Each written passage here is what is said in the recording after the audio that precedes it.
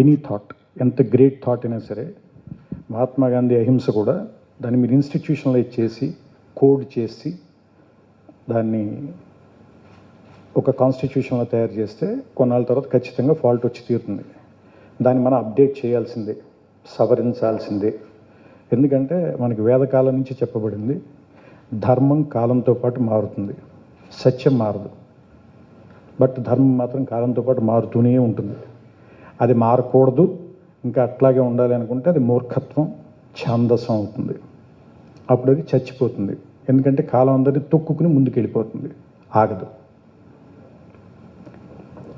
ఇంకా స్త్రీల గురించి చెప్పాల్సి వస్తే నాకు చాలా బాధగా ఉంది. ఆవిడ పుస్తకం రాస్తే దాన్ని మనందరం రిలీజ్ చేయడానికి వచ్చినందుకు. ఎందుకంటే బాధగానే మేమెంత అని చెప్పుకునే స్థితిలో ఒకళ్ళు ఉండటం అనేది ఎప్పుడు గర్వించదగిన విషయం అయితే కాదు. వాళ్ళు ఎంతో మనకి తెలిసి ఉండాలి ఆల్రెడీ. మేము కొంత కాదు అంత అని చెప్పే పరిస్థితులు వాళ్ళు ఉన్నారు అంటే అది మన తప్పు కూడా ఖచ్చితంగా. ఇది నేను ఫీల్ అవుతాను. నేను బేసిక్గా అంటే నా థింకింగ్ ఎలా ఉంటుందంటే,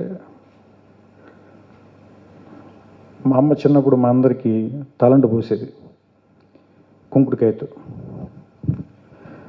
మా అన్నయ్యకి పోస్తుంటే మా అన్నయ్య విసుక్కునేవాడు. అంటే ఏదైనా జుట్టు పట్టుకున్న, ఎందుకంటే కొంచెం కుంకుడుకాయ పట్టుకుంటుంది జుట్టుకి, అది లాగుతుంటే కొంచెం చిరాకు వచ్చి కోపం వచ్చి విసుక్కునేవాడు, అరిచేవాడు. లేకపోతే నేను చూసి అనుకునేవాడిని, మా అమ్మ ఫీల్ అయ్యేది అరే అనేది. సో నాకు పోసేటప్పుడు నేను ఏమనుకునేవాడిని అంటే, నాకు లాగినా కూడా ఆ రియాక్షన్ చూపించేవాడిని కాదు. సో దట్ మా అమ్మ కొంచెం హ్యాపీగా ఫీల్ అవుతుంది కదా అని. అంతే మనుషులు, అంతకుమించి మనం చేయాల్సింది ఏం లేదు. ఇంతకుమించి పెద్ద గొప్ప చేయక్కర్లేదు ఏమి. ఎవరు ఇంతకుమించి కోరుకోరాలి, ఆడాళ్ళైనా మగాళ్ళైనా. ఏంటంటే మనకు ఇబ్బంది వచ్చినప్పుడు కొంచెం సహించటం, మనకు కష్టం వచ్చినప్పుడు కొంచెం భరించటం, మనకు ఆనందం వచ్చినప్పుడు కొంచెం పంచటం, అంతే. ఇంతకుమించి మన నుంచి ప్రపంచం పెద్దగా ఏమి కోరుకోదు. ప్రపంచం మనం కూడా పెద్దగా ఏం కోరుకోకర్లా. ఎందుకంటే మనిషి ఒంటరి, అట్ ద సేమ్ టైం గుంపులోనే ఉంటాడు. ఇది ఒక కాంట్రడిక్షన్. ఇంత కాంట్రడిక్షన్, అది మగ కావచ్చు ఆడ కావచ్చు, ఇది అందరికీ ఉన్న ఒక కాంట్రడిక్షన్ ఇది.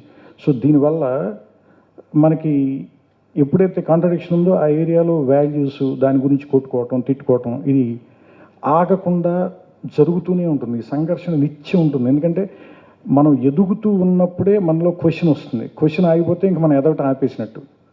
ఎదగడం ఆపేసిన తర్వాత క్వశ్చన్ ఉండదు, ఆన్సర్కి అవసరం ఉండదు. అసలు ఇలాంటి పుస్తకాలు రాయక్కర్లేదు, ఇలాంటి క్వశ్చన్లు అడగక్కర్లేదు, ఇలాంటి గొడవలు పడక్కర్లా, ఏం పడక్కర్లా, ఇంకా ఆపేయచ్చు అక్కడితో. సో అట్లీస్ట్ ఏంటంటే మనం ఆనందించాల్సిన విషయం ఏంటంటే ఇంకా మనం మూమెంట్లో ఉన్నాం, మనం మూవ్ అవుతున్నాం. So that we are happy. ఇంకోటి అంటే నేను ఏ ఇజాన్ని నమ్మను, మ్యాచోయిజాన్ని నమ్మను, ఫెమినిజాన్ని నమ్మను. ఎందుకంటే ప్రేమించడం వల్ల ఆడది ఆగిపోయింది, కోపంగా ఉండటం వల్ల మగాడు గెలుచుకుంటూ వెళ్ళిపోయాడు అనుకోవచ్చు. ఒకప్పటి రాజ్యాలు కానీ లేదంటే రాణులు కానీ చూసుకుంటూ వాళ్ళు సరే వాళ్ళ పిల్లల్ని ప్రేమించారు కాబట్టి ఇంటి దగ్గర ఆగిపోయారు. ఇటు ప్రపంచం గెలవాలనుకున్నాడు కాబట్టి ముందుకు వెళ్ళిపోయాడు, అంతే తేడా. సో ఎవరి ప్రయారిటీలు వాళ్ళు తీసుకున్నారు. నేను అనేది ఏంటంటే పరిస్థితులు మారిపోయిన తర్వాత ప్రయారిటీస్ కూడా మారిపోతాయి. మా ఆవిడ బాగా డబ్బులు సంపాదిస్తే నేను ఇంట్లో కూర్చొని వంట చేయడం నాకైతే సిగ్గేం లేదు, నేను బాగా ఎంజాయ్ చేస్తాను, హ్యాపీ. ఎవరు ఏ పని బాగా చేయగలిగితే వాళ్ళు చేసేయటమే, దీనికి రూల్ అక్కర్లేదు. ఎందుకంటే ప్రాబ్లం చెప్తున్నా కదా, మళ్ళీ మొదటితో మొదలు పెడతాం. ఒక థాట్ని ఇన్స్టిట్యూషనలైజ్ చేశారు. మగాడు వేటాడాలి, ఈవిడ రాసిన పుస్తకం, ఈవిడ అర్థం చేసుకున్న విషయం ఏంటంటే ఇన్స్టిట్యూషనలైజ్ చేయబడింది. అంటే కొన్ని వేల సంవత్సరాల క్రితం, లక్షల సంవత్సరాల క్రితం ఒక ఆలోచనని ఇన్స్టిట్యూషనలైజ్ చేశారు. వీళ్ళు వేటాడాలి, వాళ్ళు ఇంట్లో ఉండాలి. ఎందుకంటే ఆవిడ ప్రెగ్నెంట్ అవుతుంది, లేదంటే వీక్గా ఉంటుంది. కారణం మల్లీశ్వరి అయితే మనకంటే బలంగా ఉంటుంది. మరి ప్రతిదానికి ఒక ఎక్సెప్షన్ ఉంటుంది కదా. వీక్గా ఉండే ఆడవాళ్ళు ఎలా ఉంటారు ఫిజికల్గా, వీక్గా ఉండే మగాళ్ళు కూడా ఉంటారు ఫిజికల్గా.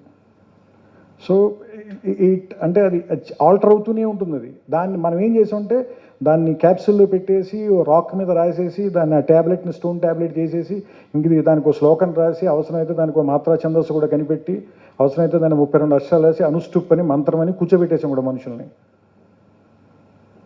దాంతో మనందరికీ ఫియర్ వచ్చేసింది. ఎప్పుడైతే ఫియర్ అనే ఒక ఫ్యాక్టర్ని మతం అనే వంక పెట్టి ప్రపంచంలో మనుషుల్లోకి ఒకసారి చూపించామో దాన్ని తప్పించడం కోసం చాలామంది చచ్చిపోవాల్సి వస్తుంది, చాలా యుద్ధాలు జరగాల్సి వస్తుంది. కానీ థాట్ మాత్రం మారదంత గమ్ముని. ఎందుకంటే భయం వల్ల ఆగిపోతారు మనుషులు. చచ్చిపోతుంటే ఏం చేస్తారు, ఇంకా ఆగిపోతారు కదా మనుషులు. సో దానివల్ల జరిగినటువంటి తప్పులు ఇవన్నీ. లేకపోతే ఎంత మూర్ఖులై ఉండాలి, ఒకడు చచ్చిపోతే వాడు తలకే ఒళ్ళు పెట్టుకుని దాన్ని కూర్చుని చక్కగా అందరికి కలిసి దాన్ని బుట్టెట్టి కాల్చేయడం ఏంటంటున్నాను. వినడానికి ఎంత భయంకరంగా, ఎంత దరిద్రంగా ఉంది ఇది. ఇది గొప్ప ఆచారం అని ఆవిడ గుడి కట్టడం ఏంటంటున్నాను, ఆవిడ దేవతండం ఏంటంటున్నాను. సో అంటే ఇప్పుడు ఆలోచిస్తే మనకి ఇంత భయంకరంగా ఉంది కదా. మీరు ఆ టైమ్స్లోకి వెళ్ళి చూడండి ఒకసారి. ఈ ఆడాళ్ళందరూ ఫస్ట్ వెళ్ళి ఆవిడ ముట్టుకోవాలని, ఆవిడ బొట్టెట్టాలని మొత్తం ఊళ్ళో ఉన్న వాళ్ళంతా ఇల్లు ఉంటారు. వీళ్ళని కూర్చోబెడితే తెలుస్తున్నప్పుడు. సో ఇది ఈ ఈ ఈ ఏమంటుందని ఈ సైకిల్ ఆఫ్ థాట్ని వీటిని ఆపడం కోసం చేయాల్సింది ఏంటంటే అందరూ కాన్స్టెంట్గా మాట్లాడుతూ ఉండటమే. ఇది కొంత ఇరిటేట్ చేస్తుంది ఖచ్చితంగా, మగాళ్ళని ఎక్కువ ఇరిటేట్ చేస్తుంది, డౌట్ లేదు. ఇప్పుడు ఈ బుక్ చదివేది కూడా నాకు లాంగ్వేజ్ వస్తుంది, ఎక్కడో కొన్ని పేరాలు నాకు నచ్చని ఉంటే కనుక అబ్బే ఇప్పుడు కరెక్ట్గా రాయలేదు అనిపిస్తుంది నాకు కూడా, డౌట్ లేకుండా. బట్ ఏంటంటే మాట్లాడటమే, దాన్ని ఫేస్ చేయటమే. ఇప్పుడు నేను కూడా 100% ఎక్స్ట్రాడినరీ పర్సన్. నేను మావిడిని ఎప్పుడు ఒక్క మాట కూడా అన్నాను. అందరు స్త్రీలని తల్లిలాగా చూస్తాను. అవి ఈ కథలు ఇవన్నీ నమ్మద్దు ఎవరు. నేను చెప్పను, ఎవరు చెప్పినా నేను నమ్మను కూడా. ఎందుకంటే మనం అందరం తప్పులు చేస్తాం ఖచ్చితంగా. ప్రతి తప్పు నుంచి కొన్నిసార్లు సిగ్గుపడి ఎవరికి చెప్పం. అంటే కొన్నిసార్లు తెలిసినప్పుడు ఆర్గ్యూ చేయకుండా ఆపేసి గమ్మున సారీ చెప్తాం తెలియని వాళ్ళం అయితే. లేదంటే దాని మీద బలంగా పట్టుకుని కూర్చునిపోయి చాలా సంవత్సరాల పాటు ఆర్గ్యూ చేస్తాం. కొంతమంది అది నా రూల్ అని చచ్చిపోతాం, అదో గౌరవంగా మాట్లాడుకుంటూ. సో ఈ మారటం అనే లక్షణాలు మనం కొంచెం సపుల్గా ఉండాలి, కొంచెం మెత్తగా ఉండాలి, కొంచెం ఫ్లెక్సిబుల్గా ఉండాలి. అందరూ కూడా, వాళ్ళు ఆడాళ్ళైనా మగాళ్ళైనా ఎవళ్ళైనా సరే.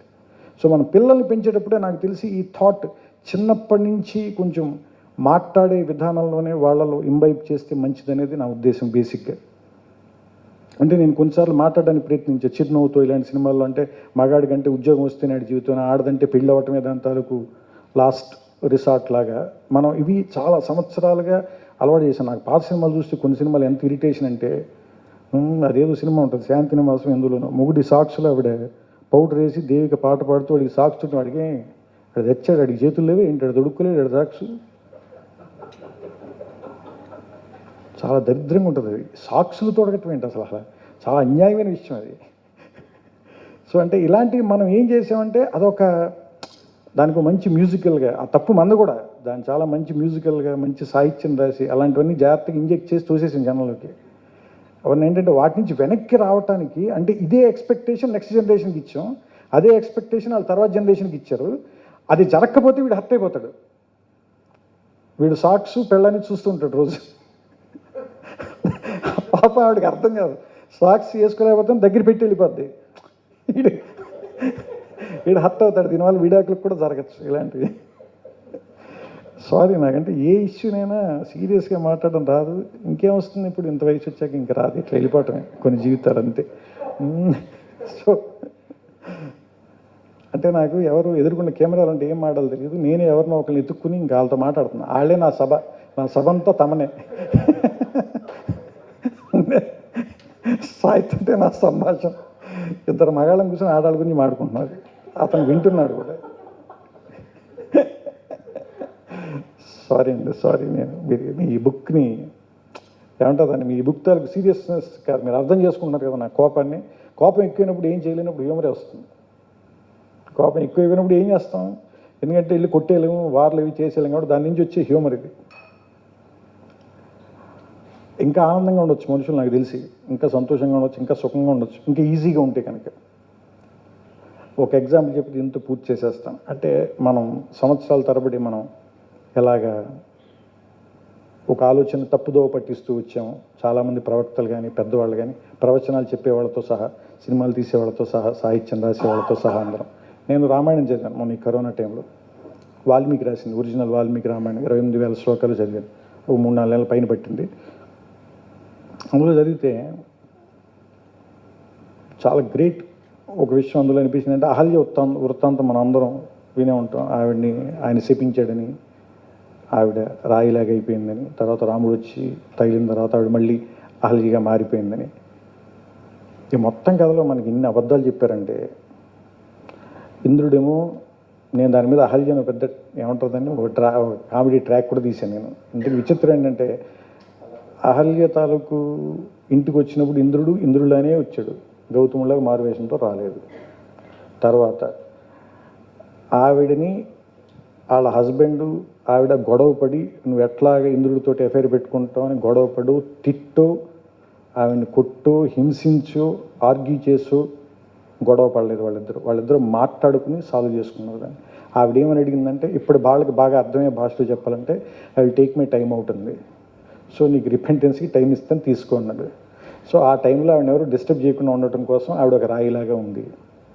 అదైన తర్వాత రాముడు వచ్చాడు. తర్వాత ఆవిడ మళ్ళీ ఆ రిపెండెన్స్లోంచి లేదంటే ఆవిడ పెనెన్స్లోంచి బయటకు వచ్చేసింది. బయటకు వచ్చేసిన తర్వాత ఆవిడ హస్బెండ్ ఇద్దరు కలిసి వాళ్ళ ఇంటికి వెళ్తూ రాముడు కూడా సరే సాయంత్రం డిన్నర్ ఎక్కడ చేస్తావు, మా ఆవిడ బాగుంటుందిరా అని చెప్పి వాళ్ళ ఇంటికి వెళ్ళారు. డిన్నర్ తిన్నాడు. తర్వాత అడవిలోకి వెళ్ళిపోయాడు. నేను అడుగుతుంది ఏంటంటే, మనం వీళ్ళకంటే మోడర్న్గా అయితే ఉన్నామా? నాకు తెలిసి అయితే లేము.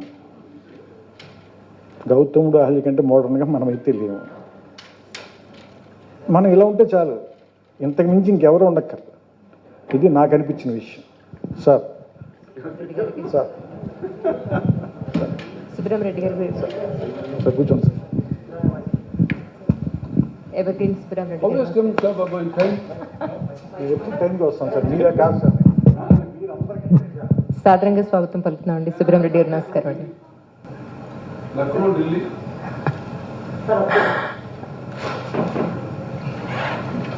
लखनऊ में दिल्ली में फ्लाइट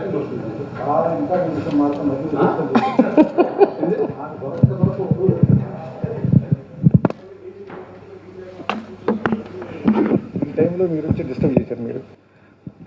సో అందుకని ఇంత సింపుల్గా ఈజీగా సపుల్గా ఉంటే చాలు. నాకు తెలిసి ఏ ఇజం తోటి కూడా మనకి పని ఉండదు అని నా ఫీలింగ్. ఎందుకంటే ఏ థాట్ని కూడా మనం ఇజం లెవెల్కి తీసుకొచ్చే పరిస్థితికి తీసుకురాకూడదు అనేది నా ఉద్దేశం. సో దీంతో నేను ఈ బుక్ చదివాను కూడా. ఆవిడ చెప్పినట్టు ఇది సమగ్రం కాదు కానీ ఒక పరిచయం అనుకుంటా నేను to the world of women.